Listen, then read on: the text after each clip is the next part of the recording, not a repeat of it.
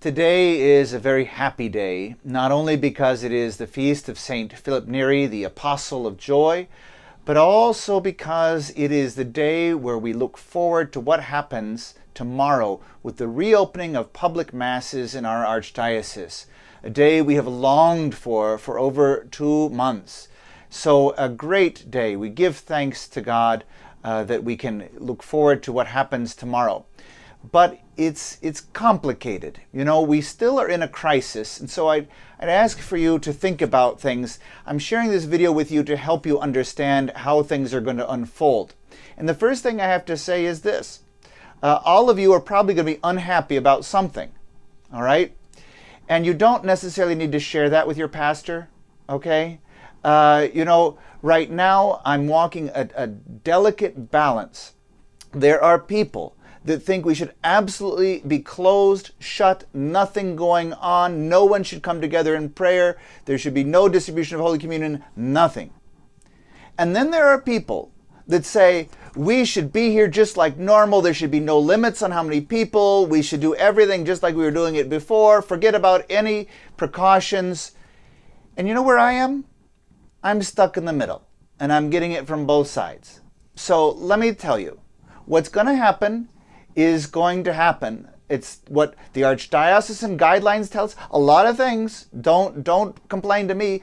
I'm following orders. Some things I'm applying to the particular situation. And again, it's not going to please everyone. And so what I'd ask for you to do is have a little patience, a little cooperation. All right? This time has been stressful on all of us. All right, so I know nerves are frayed, and I know we're excited, or some people still very, very fearful. I know there are a lot of emotions, and they're running high. Let's have a peaceful, patient spirit. Let's cooperate responsibly. Even if you don't like something, can you just go along with it? Out of respect for other people's sensitivities, or out of respect for the fact that I have guidelines that have been handed down to me that I have to go by. All right, let's take some of the tension and diffuse it. The joy of being able to pray together as a family of faith is worth the price of these minor inconveniences or other things that we may chafe at as being, in our mind, not needed. Okay, so can I just ask for that spirit to begin with? All right. So now let me go through my notes so I don't forget anything, because it's complicated. All right. First of all, no one is required to come to Mass right now. Even though we're joyful at reopening, the Archbishop has extended the dispensation from the obligation to attend Mass on Sundays and holy days indefinitely. All right. Until this pandemic is over, there's no obligation. So I don't want anyone to think, well, I'm afraid of my health, but I'd be a bad Catholic if I didn't come. No. The Archbishop, our shepherd, has given you that permission. Stay home, stay safe. He's actually given an encouragement to stay home and stay safe. Don't feel like you have to come just because we're opening, okay? The second thing, he encourages anyone in any risk group. Now, the risk groups are defined broadly.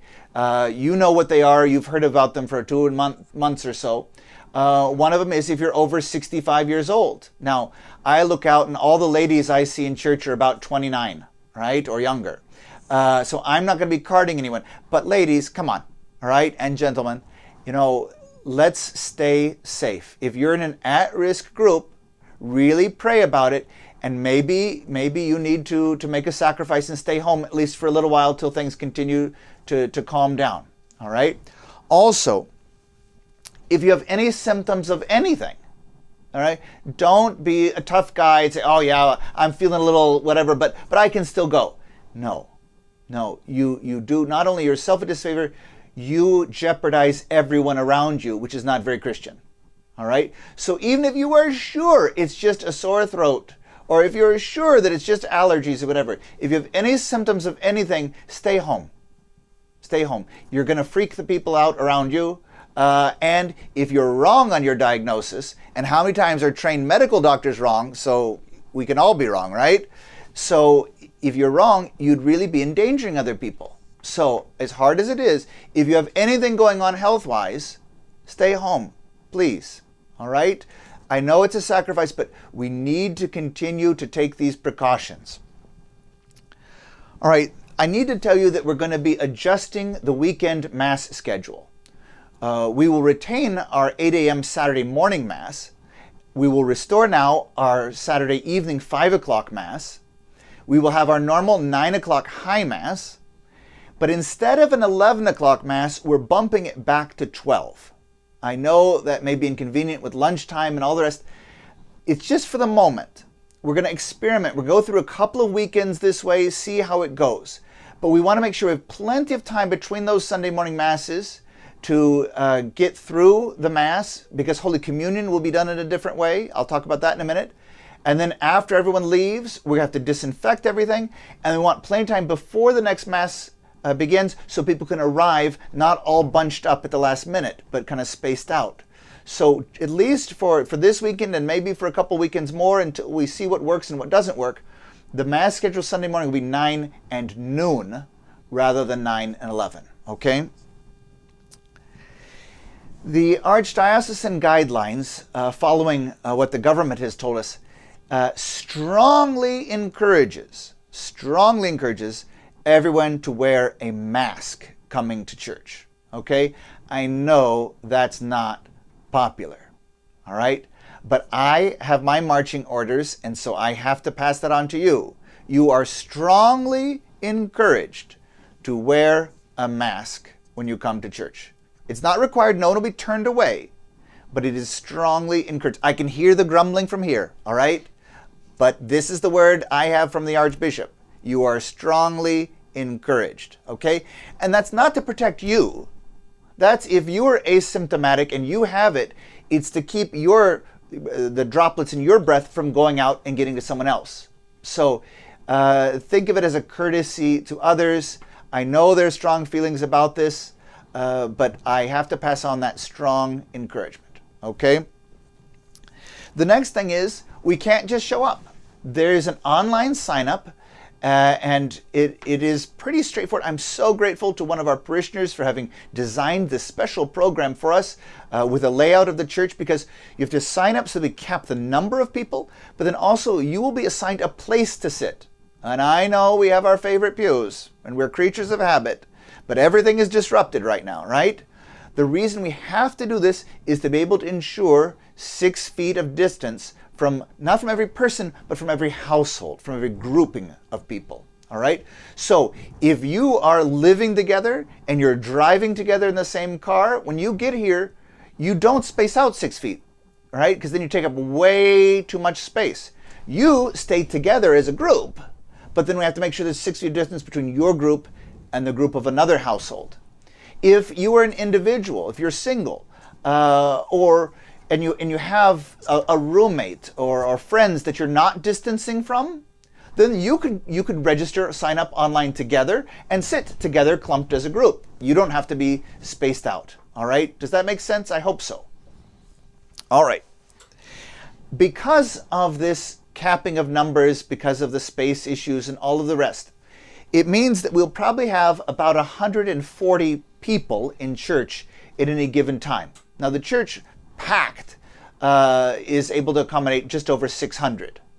All right, so 140, we can do a good job keeping everybody spaced out. But because it's only 140 people, or about 26 households, the demand, of course, is going to exceed the capacity for everyone. So I'd like you to think about receiving Holy Communion once a week, all right, because not everyone's going to fit in the Sunday Masses.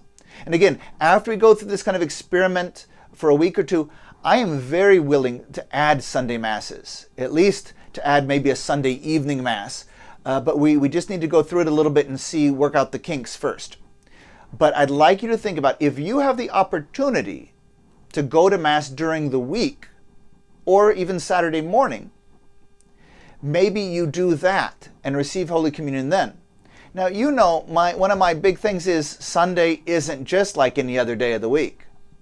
So it pains me to tell you to think about things this way. You still have to keep Sunday holy. You still have to keep it different than any other day, but you may be receiving Holy Communion and actually participating in Mass live in person on a different day of the week. You'd still watch the Sunday Mass, and of course, for all the people at home that are going to stay at home because of their risk category and the like, we will continue to live stream even the daily Masses. And there's now going to be a permission given that we can bring Holy Communion to people who are at home. So if you're in a risk category, hold on. We're going to get to you. You're not going to be left behind. You're not forgotten. We'll bring Jesus to you if it's not prudent for you to come here to Mass. Okay? So get that. But through this online sign-up thing, think about it in terms of maybe you'll get to Sunday Mass once a month, but you should be able to get to daily Mass once a week. For those of you who are used to going to Mass every single day, my heart breaks. But this is progress. We're moving in the right direction, okay? So just be patient.